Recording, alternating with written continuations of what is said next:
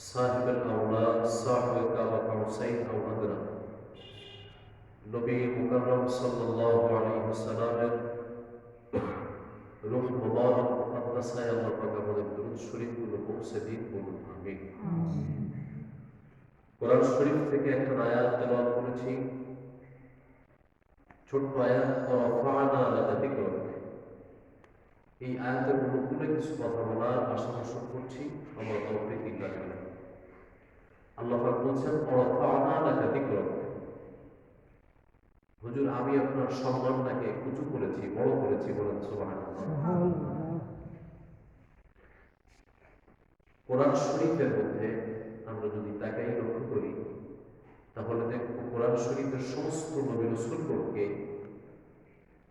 কোরআন শরীফে 25 জন নবীর নাম আছে। 1,24,000 নবী রাসূল থেকে কোরআন শরীফে নাম আছে মাত্র 25 জন। এই 25 জন নবীকে আল্লাহ পাক ডেকেছেন তাদের নিজ নিজ নাম ধরে ধরে। নবীদেরকে ডেকেছেন নাম ধরে, আর আমাদের নবীকে আল্লাহ নাম ধরে ডাকেন নাই। নবীদেরকে কিভাবে ডেকেছেন? সূরা বাকারার 35 নম্বর আয়াত রব্বুল আলামিন বলেন,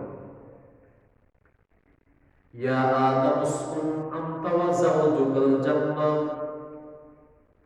ইয়া আদম উসকুন আনতা ওয়া যাওজুকাল জান্নাহ।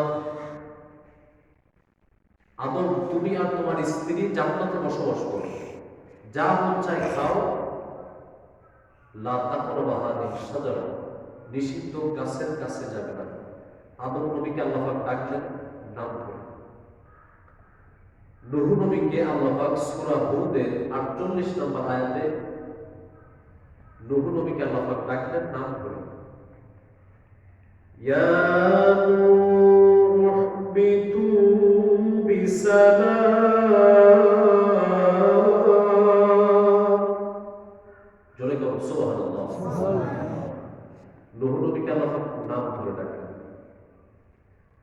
হযরত জাকারিয়া আলাইহিস সালামকে আল্লাহ পাক নাম ধরে ডাকলেন সূরা মারিয়মের 7 নম্বর আয়াতে। আল্লাহ পাক বলেন, ইয়া জাকারিয়া ইন্না নুবাশশিরুকা বিগুলাম।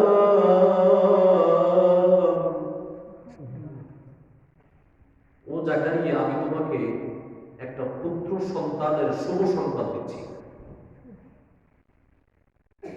সেই পুত্র সন্তান হচ্ছে হযরত ইয়াহইয়া আলাইহিস সালাম।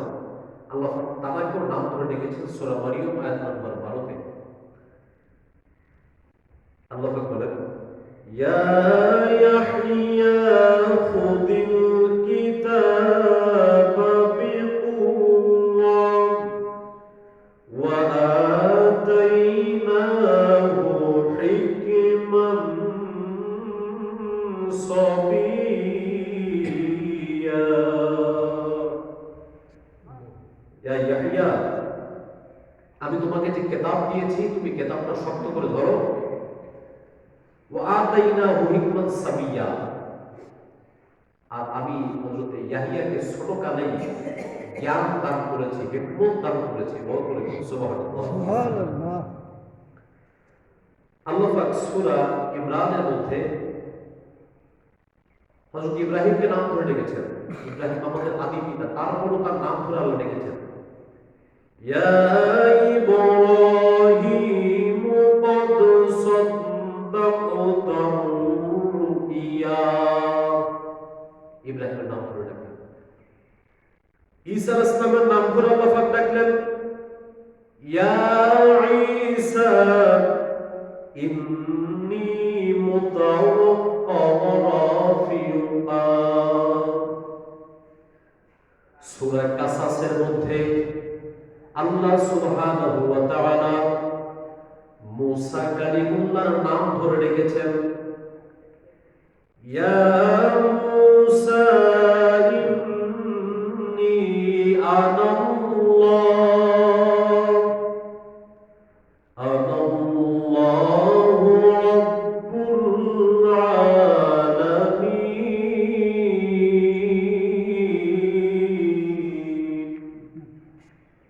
জোরে করে আল্লাহু আকবার। আল্লাহু আকবার।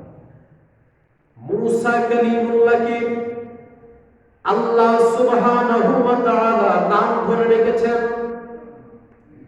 সমস্ত নবীদেরকে আল্লাহ নাম ধরে রেখেছেন, সব নবীদের। কিন্তু যখন আপনার আমার নবীর বেলা আসলো,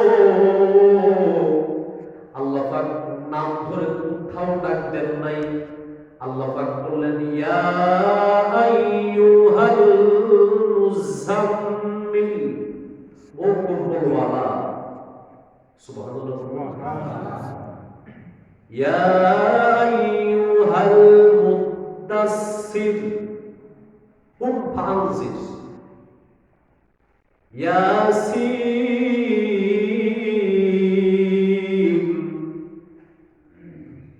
ওয়াদ-দুহা। সুবহানাল্লাহ। যত জায়গায় নবীকে ডাক দিয়েছেন নিজের নাম ধরে ডাকেন নেই, দেখেছেন আদর করে ভালোবেসে বেশি। এই মহব্বত করে কোন অনেক সময় ডাকি না, সন্তানকে ডাকি খোকা বলে। খোকা বিয়ে করেছে, ছেলে মেয়ে হয়ে গেছে, তারপর বাবা মা ডাকে কি খোকা। এটা কি তার নাম না আদরের ডাক? খোকা বলি ডাক, বাসা বলি ডাক, বাচ্চা বলে ডাকে, এটা আদরের ডাক। আল্লাহ পাক ডাক দিচ্ছেন রাসূলকে, ইয়া আইয়ুহাল মুযাম্মিল, ও কম্বলওয়ালা, ওয়াদ-দুহা, ইয়াসিন। কোথাও আমার নবীকে নাম ধরে আল্লাহ ডাকেন।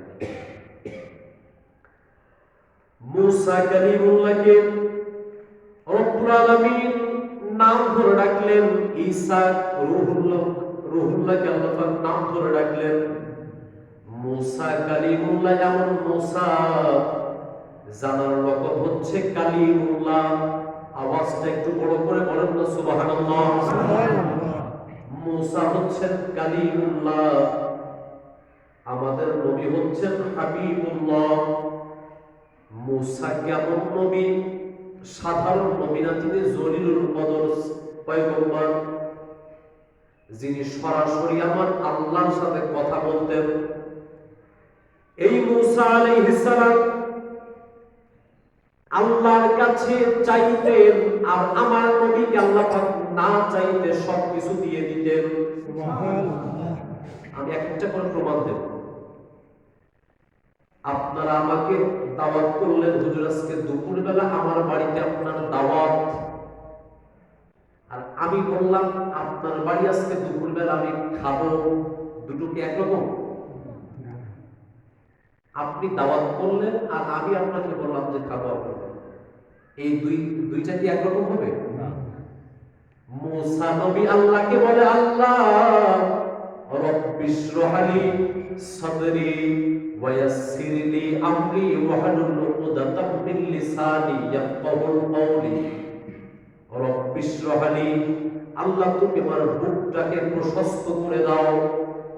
আপনারা যত আওয়াজ দিবেন কথা তত বের হবে ভিতর থেকে, না হলে আসবে না। মূসা নবী আল্লাহর কাছে দোয়া করছে, রব্বিশরাহ লি, এটা মূসা নবীর দোয়া, কোরআন শরীফে আসছে। রব্বিশরাহ লি সাদরি, আল্লাহ তুমি আমার বুকটা প্রশস্ত করে দাও। ওয়া ইয়াসসির লি আমরি, আল্লাহ তুমি আমার কাজটাকে সহজ করে দাও। ওয়াহলুল উকদাতাম মিন লিসানি ইয়াফকাহুল কওলি, আল্লাহ তুমি আমার জবানের আড়ষ্টতা দূর করে দাও। সুবহানাল্লাহ। তাহলে মূসা নবী কি দোয়া করেন? আল্লাহ তুমি আমার বুকটা প্রশস্ত করে দাও। আর আমার নবীকে আমার আল্লাহ বলে, নবী গো, মূসা নবী আমার কাছে দোয়া করে, আল্লাহ তুমি আমার বুকটা প্রশস্ত করে দাও। আর আমি আল্লাহ আপনাকে জানালাম, আল্লাহ নাশরাহ লাকা সাদরাক, আমি আপনার বুকটা প্রশস্ত করে দিয়েছি। আর জোরে পড়ো না সুবহানাল্লাহ। বুঝেন নাই? বুঝলে কান খাড়া করে বুঝতে পারবেন। মূসা নবী দোয়া করে, আল্লাহ তুমি আমার বুকটা প্রশস্ত করে দাও। আর আমার আল্লাহ কয়, আমার নবী আমি আপনার বুকটা প্রশস্ত করে দিলাম। সুবহানাল্লাহ। একরকম? একরকম?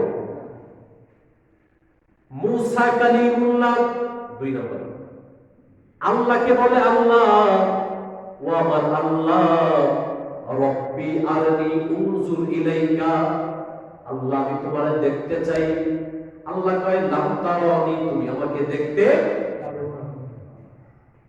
জবানে আটা মেরে বসিয়েছে, তুমি আমাকে দেখতে পাবে না। মুসা নবী কয় আল্লাহ রব্বি আরনি, আমি তোমাকে দেখতে চাই। আল্লাহ বললেন লাম তারানি, তুমি আমাকে কখনো দেখতে পারবে না। আর আমার নবীর বেলা যখন আসলো, জিবরাইল আমার নবীকে এসে বলে ইয়া রাসূলুল্লাহ ইয়া হাবিবাল্লাহ ইন্নাল্লাহা ক্বাদ ইশতাকা ইলা লিকাইকা, আপনাকে ইয়া রাসূলুল্লাহ, আপনাকে আমার আল্লাহ, আমি জিবরাইলকে পাঠিয়েছে আপনাকে আল্লাহর বাড়িতে মেরাজে নিয়ে যাওয়ার জন্য। সুবহানাল্লাহ। আল্লাহ আপনাকে দেখতে চায়, আপনি চলুন। আর মুসা নবী কয় আমি আল্লাহ আমি তোমাকে দেখতে চাই। আল্লাহ বললেন না, একরকম। আয় হায়। কোন কথা বলি, আমার নবীর সম্মান, আমার নবীর ইজ্জত দুনিয়ার কারো মতো শুধু তো নয়, কোন নবী রাসূলের মতো, কোন নবী রাসূলের সাথে আমাদের নবীর তুলনা হয়? আমাদের সাথে হয় মনে হয় না? না, আমরা যেমন নবী মনে হয় তেমন, তাই না? না। আলা হযরত আজিম বারাকাত ইমাম ইশকুল মুহাম্মদ তিনি লিখেছেন, মুলকে কাউনাইনো মে আম্বিয়া তাজদার তাজদারুকা কাহামারা নবী, মুলকে কাউনাইনো মে আম্বিয়া তাজদার তাজদারুকা কাহামারা নবী। সমস্ত নবী রাসূলের সম্মান এক পাল্লায়, আর আমার নবীর সম্মান আরেক পাল্লায় দিলে আমার নবীর সম্মানের পাল্লা ভারী হবে। সুবহানাল্লাহ। এরপরে আবার আল্লাহ হযরত লিখলেন, मेरे दिल में है इश्क़े मोहम्मद, दिल सलामत है तू क्या क्या नहीं।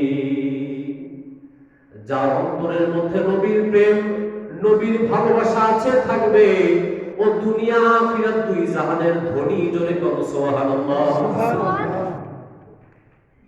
হযরতে আয়েশা সিদ্দিকা তাহিরা রাদিয়াল্লাহু তাআলা আনহু, হাদিস শরীফখানা দালাইলুন নবুওয়াতের মধ্যে এসেছে, আল্লাহ রাসূল কাছে বলছেন ইয়া রাসূলুল্লাহ ইয়া হাবিবাল্লাহ, হুজুর আপনি আমার জন্য একটু দোয়া করুন। কি করুন? একটু দোয়া করুন। আমার রাসূল হাত তুললেন, আল্লাহুম্মা ইগফির আয়েশাতা, আল্লাহ তুমি আমার আয়েশাকে maaf করে দাও। মিন জামবিকা মা তাকদ্দামা মিন জামবিকা ওয়া মা তাআখার, আল্লাহ তুমি আমার আয়েশাকে ক্ষমা করে দাও, যে গুনাহ আমার আয়েশা আগে করেছে, ওয়া তাআখার এবং পরে করবে। আমার আয়েশা যত গুনাহ করেছে আল্লাহ তুমি আমার আয়েশাকে সব গুনাহ maaf করে দাও। আয়েশা সিদ্দিকা রাদিয়াল্লাহু তাআলা আনহা এত খুশি হয়ে গেলেন, গোড়াইতে গোড়াইতে আনন্দে গোড়াইতে গোড়াইতে আমার রাসূলের কোল মোবারকে আয়েশা মাথা দিয়ে শুয়ে পড়লেন। স্ত্রী যদি অতিরিক্ত খুশি হয় তাহলে স্বামীর কোলে মাথা রাখে, ঠিক না? আয়েশা, রাসূল বললেন আয়েশা তুমি কি খুশি হয়েছো? আয়েশা বললেন ইয়া রাসূলুল্লাহ আমি খুশি, শুধু আমি মহা খুশি হয়েছি, কারণ আমার নবী আমার জন্য হাত তুলে দোয়া করেছে। আমার নবী দোয়া করলে ওই দোয়া আল্লাহর দরবারে কবুল হতে দেরি হয় না। রাসূল দোয়া করেছে, আমার ওই দোয়া তো কবুল হতে দেরি হবে না, এজন্য আমি মহা খুশি। আমার রাসূল বলেন আয়েশা রে, ওরে আয়েশা তোমার জন্য যেই দোয়া আমি একবার করেছি, ওই দোয়া আমি আমার উম্মতের জন্য 6 ওয়াক্ত নামাজের সিজদায় পড়ে পড়ে আমার আল্লাহর দরবারে আমি ওই দোয়া পড়ে পড়ে আমার উম্মতের জন্য ক্ষমা চাই। সুবহানাল্লাহ। নামাজ কয় ওয়াক্ত ফরজ? আমি যে 6 ওয়াক্ত বললাম 6 ওয়াক্ত ফরজ। আমার নবীর উপরে নামাজ 6 ওয়াক্ত ফরজ ছিল। তাহাজ্জুদ নামাজ। আমার নবীর উপরে তাহাজ্জুদ নামাজ পড়া ফরজ ছিল। আল্লাহ পাক সে কথা কোরআন শরীফের মধ্যে বলেছেন, ফাতাহাজ্জাত বিহি নাফিআতান লাক। ইয়া রাসূলুল্লাহ, তাহাজ্জুদ নামাজ আমি আপনার উপরে ফরজ করে দিয়েছি। সুবহানাল্লাহ। আমাদের উপর তাহাজ্জুদ নামাজ কি ফরজ? রাসূলের উপর ফরজ ছিল। আমার রাসূল 6 ওয়াক্ত নামাজ পড়তেন, মানে তাহাজ্জুদ নামাজ সহ। সুবহানাল্লাহ। রাসূল বলেন, আয়েশা, তোমার জন্য যে দোয়া আমি একবার করলাম, ওই দোয়াটা আমার উম্মতের জন্য আমি 6 ওয়াক্ত নামাজে পড়ে থাকি। আয়েশা সিদ্দিকা রাদিয়াল্লাহু আনহা আরো বেশি খুশি হয়ে গেলেন। আল্লাহর হাবিব সাল্লাল্লাহু আলাইহি ওয়াসাল্লাম উম্মত আপনি আর আমি, নবীর উম্মত হতে পেরে আমরা খুশি না বেজা? বলে বলেন আরেকখানা হাদিস শরীফ শুনে কান খারাপ করে শুনবেন, অত্যন্ত চিন্তা ভাবনা করে কথা বলতে হয়। সমস্ত নবী রাসূলদেরকে হাদিস শরীফ খানে এসেছে, আল বিদায়া ওয়া নিহায়া কিতাবের মধ্যে লিখেছেন ইবনে কাসির রাহমাতুল্লাহ আলাইহি। তাফসীর ইবনে কাসিরের নাম শুনেছেন আপনারা সবাই। শুনেছি। এই তাফসীর ইবনে কাসিরের লেখক ইমামউদ্দিন ইবনে কাসির রাহমাতুল্লাহ আলাইহি আরেকখানা কিতাব লিখছেন, তার নাম আল বিদায়া ওয়া নিহায়া। এর মধ্যে তিনি লিখছেন হাদিস শরীফ খানে সমস্ত নবী রাসূলদেরকে তারা যুদ্ধ জিহাদ করেছেন, সব নবীরা উম্মতদেরকে সাথে নিয়ে, তাই না? উম্মতদেরকে নিয়ে যুদ্ধ করেছেন। আর একমাত্র আপনার আমার নবী শুধু উম্মত নিয়ে জিহাদ করেন নাই। আমার নবী জিহাদ করার জন্য আমার আল্লাহ আসমান থেকে 5000 ফেরেশতা বদরের ময়দানে পাঠিয়ে দিয়েছিল। কোরআন শরীফে আছে কয় হাজার? 5000 ফেরেশতা বদরের যুদ্ধে নাজিল হয়ে সাহাবায়ে কেরামের সাথে কাফেরদের বিরুদ্ধে যুদ্ধ করেছিল। সুবহানাল্লাহ। এটা কোন জায়গা আছে? কোরআন শরীফে। কোরআন শরীফে আছে। আল্লাহর হাবিব সাল্লাল্লাহু আলাইহি ওয়াসাল্লাম আল্লাহকে বলছে, আল্লাহ, এই মাত্র 313 আমার সাহাবী কাফের 1000 আজকে যদি আমি পরাজিত হই, ইসলাম আর দুনিয়াতে থাকবে না, মাটির সাথে মিশে যাবে। এখন তুমি কি চাও আল্লাহ? তুমি যদি চাও ইসলামকে তুমি জমিনে রাখবে না, তাহলে তুমি আমাদেরকে পরাজিত করে দিও। আর যদি তুমি চাও আল্লাহ তোমার নাম কিয়ামত পর্যন্ত জারি থাকুক, আল্লাহ, তাহলে তুমি বদর যুদ্ধে আমাদেরকে তুমি জয় দান করিও, আমাদেরকে তুমি বিজয় দান করে দিও। এই দোয়া করলেন, সাথে সাথে আল্লাহ আসমান থেকে 5000 ফেরেশতা নাযিল করে দিলেন। এখানে ভাববার বিষয়টা হচ্ছে, একা একজন ফেরেশতা হলে বদরের যুদ্ধে মুসলমান 313 কাফের কত? 1000। কাফের কত? 1000 কাফের মারতে একজন ফেরেশতাও লাগে না, কিন্তু আল্লাহ পাক 5000 পাঠালেন কেন? আপনি প্রশ্ন তুলতেন। এক জিবরাইল বলছেন তায়েফের ময়দান, হুজুর, তায়েফের ছেলেরা আপনাকে পাথর মেরেছে, আপনি আমাকে হুকুম করেন, দুই দিকের পাহাড় হাত দিয়ে টান দিয়ে দে, ওই কাফেরদের মাঝখানে রেখে আমি পিষে ফেলবো। এক জিবরাইল যদি এই কথা কয়, 5000 কাফের লাগে? বদরের যুদ্ধে কাফের মারতে ফেরেশতা লাগে? 5000 পাঠালেন। আমার আল্লাহ পাক বলেন, একজন ফেরেশতা পাঠালে তো হয়ে যেত, কিন্তু 5000 না পাঠাইলে মিছিল হবে না। কি হবে না? আমার নবীর পক্ষে যুদ্ধ করতে যাচ্ছ, মিছিল করে করে যাও, মিছিল করে করে যে আমার হাবিব নবীর পক্ষে কাফেরদের সাথে তোমরা লড়াই করতে থাকো। আপনার ওই যে কাবুস তুর্কের কপাট 80 মণ ওজন হযরত আলী ঢাল বানিয়ে যুদ্ধ করেছিলেন।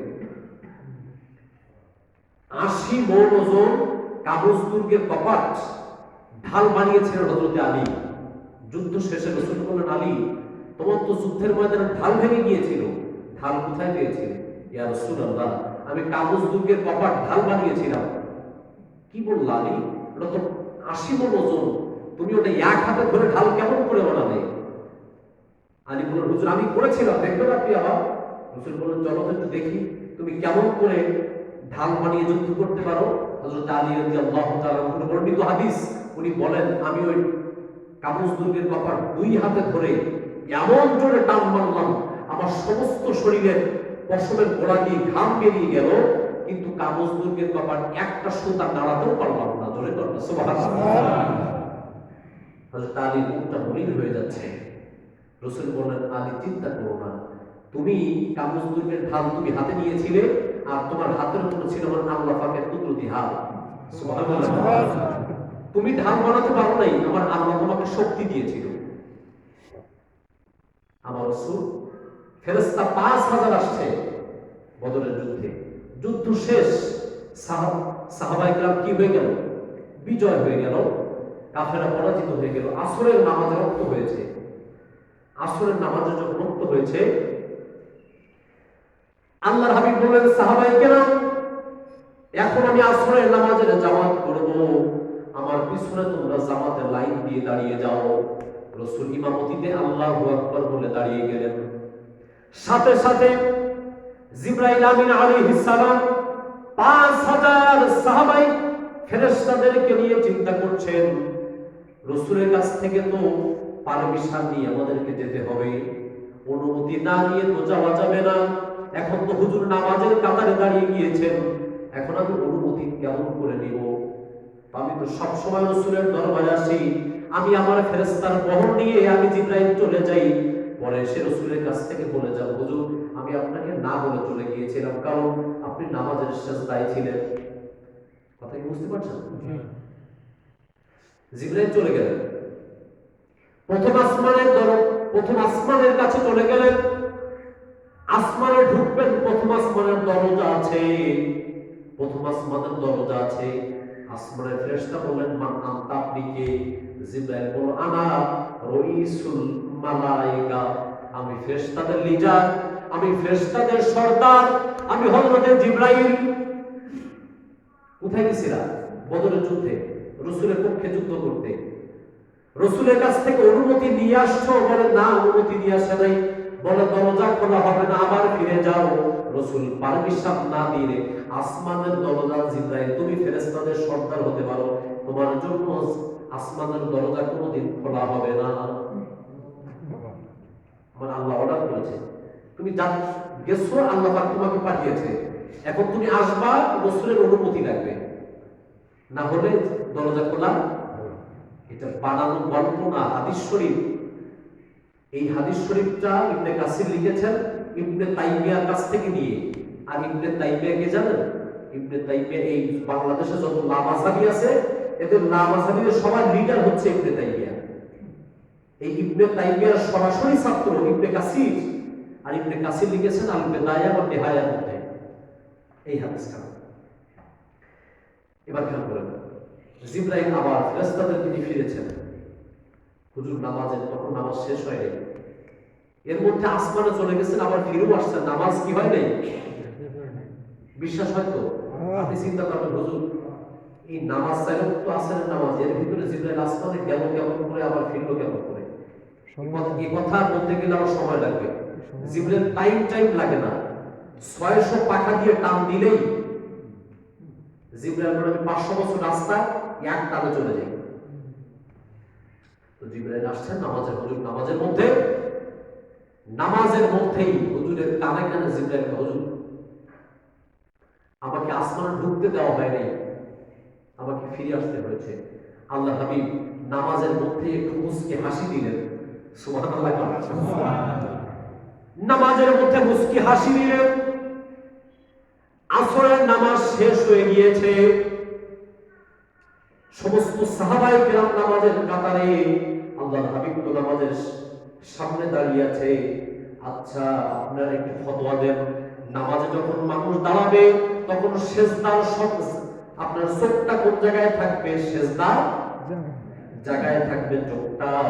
আপনার চোখ যদি সিজদার জায়গায় থাকে, আমি যদি সামনে দাঁড়িয়ে দাঁড়িয়ে পাগলের মতো হাসতে থাকি, আপনারা কেউ খবর পাবেন? চোখ তো সিজদায়, আমি সামনে, আপনার পিছনে। আমি হাসলে আপনারা টের পাবেন না। পাবেন কি? সেজদার জায়গায় চোখ রাখতে হবে। আমাদের থেকে সাহাবায়ে কেরাম আরো ভালো বুঝতো। তাদের সবার চোখ সেজদার জায়গায়। নামাজ শেষ করে হযরত আবু বকর সিদ্দিক রাদিয়াল্লাহু তাআলা বললেন, ইয়া রাসূলুল্লাহ, ইয়া হাবিবাল্লাহ, আপনি আসরের নামাজের শেষ দাঁড়িয়ে দাঁড়িয়ে আপনি মুস্কি মুস্কি হাসতেছিলেন কেন? আপনি হাসতেছিলেন কেন? আপনি নামাজে হাসলেন কেন? রাসূল বললেন, ও সাহাবী আবু বকর, আমি নামাজে হাসছি। নামাজে তো সেজদার জায়গায় চোখ থাকার কথা। আমি হাসলে তো তুমি খবর পাওয়ার কথা না। তুমি খবরটা পেলে কেমন করে? আবু বকর সিদ্দিক বলেন, ইয়া রাসূলুল্লাহ, আমি নামাজের সেজদার জায়গায় আমার চোখ ছিল না। আমি যতক্ষণ নামাজের কাতারে দাঁড়িয়ে থাকি, আমি নামাজের সেজদার জায়গায় তাকাই না। আমার চোখটা দিয়ে আমি ইয়া রাসূলুল্লাহ আপনার সুন্দর চেহারা মোবারকের দিকে আমি অপলক নেত্রে আমি আবু বকর তাকিয়ে থাকি। আমি আপনার দিকে তাকিয়ে থাকি। কারণ খানায় কাবা হচ্ছে পাথরের কিবলা। আর আপনি আমার নবী, আপনি না হলে আল্লাহ পাক খানায় কাবাও বানাইতো না। আপনি শুধু আল্লাহ পাকের খানায় কিবলা হলো পাথরের কিবলা, আর আপনি হচ্ছেন আল্লাহ পাকের নূরের কিবলা। জোরে বলো সুবহানাল্লাহ। আমার চোখটা আপনার চেহারার দিকে তাকিয়েছিল, এজন্য আপনার হাসিটা দেখতে পেয়েছি। এই কথাগুলো বললাম আল্লাহ আমাদের সকলকে আল্লাহর হাবিবের শান আজমত আমাদের উপলব্ধি করার তৌফিক দান করুন। আমিন বলুন। জোরে বলুন আমিন। আমাদের এদিকে ওদিকে কোনো দিকে তাকানো চলবে না, তাকাতে হবে একদিকে, যেদিকে নবী, যেদিকে সাহাবায়ে কেরাম, যেদিকে আল্লাহ পাকের খাঁটি আল্লাহ পাকের ওলিগণ, আমাদেরকে সেই রাস্তায় চলতে হবে। এদিকে ওদিকে তাকালে চলবে না। ৭৩টা ফেরকা হবে, এক ফেরকা জান্নাতি, ৭২ ফেরকা জাহান্নামী। রাসূল বলেছেন, আমার রাসূল বলেছেন ৭২ ফেরকা জাহান্নামী, একটা ফেরকা, কথা বলেন দেখেন, বোঝা গেল ৭২ জনে একজন জান্নাতি, ৭৩ এক জান্নাতি। তার মানে একজন ইমানদারকে বাঁচতে হবে ৭২ জন বেঈমানের সাথে লড়াই করে। ঠিক কিনা? এদিকে ওদিকে টানা হবে। এটা ভালো, আমারটা ভালো, আমার কোম্পানির মাল ভালো, ও বলবে আমারটা ভালো। বিভিন্ন দিকে টানা হবে। আমরা কোন দিকে যদি তাকাই বিপদগামী হতে হবে। আমাদের তাকাতে হবে শাহজালাল আমিনী রহমতুল্লাহ আলাইহি কোন রাস্তায় ছিলেন, আবু বকর সিদ্দিক রহমতুল্লাহ আলাইহি কোন রাস্তায় ছিলেন। কারণ যালিকাল কিতাব লা রাইবা ফি, কোরআনের মধ্যে কি নেই? আপনারা কি রাগ করতেছেন আমার উপরে? যালিকাল কিতাব লা রাইবা ফি, কোরআন শরীফের মধ্যে কোনো, যেই কোরআনে কোনো সন্দেহ নেই, সেই কোরআন মানতে সবাই এক থাকার কথা ছিল। কিন্তু এক হুজুর এক রকম বলে কেন? কথা বুঝেন না? যে রাসূলকে মাটির তৈরি বলছেন, আপনি দলিল কি? উনি বলবেন কুল ইন্নামা আনা বাশারুম মিসলুকুম, কোরআন। রাসূল নূরের তৈরি, দলিল কি? ক্বাদ জাআকুম মিনাল্লাহি নূর, কোরআন। যে বলছে রাসূল মরে গিয়েছেন, দলিল কি? উনি বলবেন কোরআন। ইন্নাকা মাইয়িতুন ওয়া ইন্নাহুম মাইয়িতুন। আমাকে জিজ্ঞেস করেন হুজুর রাসূল জিন্দা না মরা? আমি বলবো রাসূল জিন্দা শুধু না, রাসূল তো অনেক পরের কথা, একজন শহীদ জিন্দা। সূরা বাকারাতে আল্লাহ বলছেন লা তাকুলু লিমান ইউকতালু ফি সাবিলিল্লাহি আমওয়াত বাল আহইয়া, যারা আল্লাহর রাস্তায় শহীদ হয়েছে তাদেরকে তোমরা মৃত বলো না, তারা জিন্দা। এক হুজুর এক রকম বলছে, সবার তো দলিল কোরআন। কোরআন বলছে আমার মধ্যে কোনো সন্দেহ, সন্দেহ না থাকলে দল একটা হবে। দল বিভিন্ন দলে বিভক্ত হলো কেন? ঠিক কিনা? এরপরে আল্লাহ বলছেন হুদাল লিল মুত্তাকিন, আমি হেদায়েত তাকে দেব যে মুত্তাকি, যে আমার ওলি, যে আমার বন্ধু, যে আমার রাস্তায় চলেছে, আমি তাকে হেদায়েতের রাস্তায় রাখবো। জোরে বলুন সুবহানাল্লাহ। শাহজালাল, শাহপরান, শাহমানত, শাহ আলী বাগদাদি, খাজা মঈনুদ্দিন চিশতি, আজমিরি সঞ্জিবি, আব্দুল কাদের জিলানী, খাজা বাকের, জয়নুল আবিদিন, আবু জাফর মোহাম্মদ সাদেক, ইমাম হুসাইন, ইমাম হাসান, হযরত আলী, হযরত ওসমান, হযরত আবু বকর, হযরত ওমর, আল্লাহর হাবিব, আল্লাহ তাআলা এই লাইন সব একদিকে ওলি আল্লাহদের যে আকীদা, সাহাবায়ে কেরামের সেই আকীদা, ওলি আল্লাহদের যে বিশ্বাস, সাহাবায়ে কেরামেরও। ভণ্ডদের কথা বলছি না, যারা ভণ্ড তাদের বিরুদ্ধে আমরা বলছি। সব বলি এখন তো ওলি আল্লাহদের ব্যবসা শুরু হয়েছে, এদের মধ্যে নেই। যারা আল্লাহ পাকের হক আল্লাহর নবী তাদের কথা বলছি। আল্লাহ পাক আমাদেরকে সঠিক পথে চলার তৌফিক দান করুন। আসসালামু আলাইকুম ওয়া রাহমাতুল্লাহি ওয়া বারাকাতুহু।